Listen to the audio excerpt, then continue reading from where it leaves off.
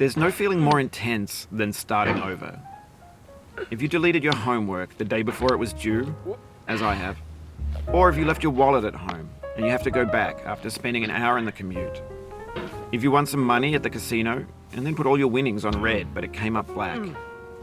If you got your best shirt dry cleaned before a wedding and then immediately dropped food on it. If you won an argument with a friend and then later discovered that they just returned to their original view.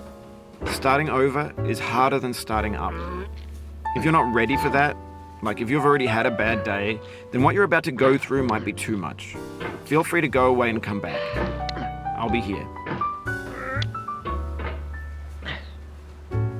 Alright, thanks for coming with me on this trip. I'll understand if you have to take a break at any point. Just find a safe place to stop and quit the game. And don't worry, I'll save your progress, always, even your mistakes.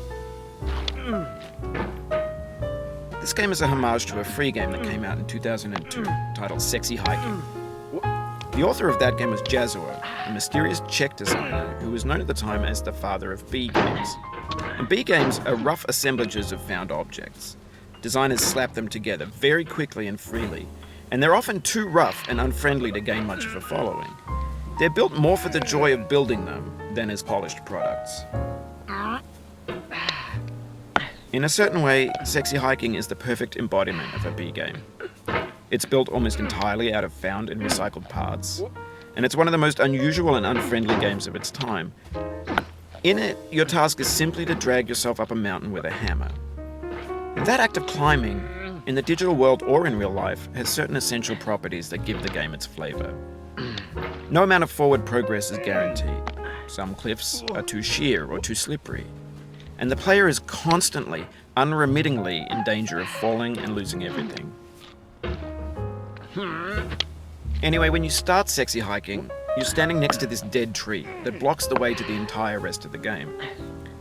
It might take you an hour to get over that tree, and a lot of people never got past it. You prod and you poke at it, exploring the limits of your reach and your strength, trying to find a way up and over. And there's a sense of truth in that lack of compromise. Most obstacles in video game worlds are fake. You can be completely confident in your ability to get through them once you have the correct method or the correct equipment or just by spending enough time.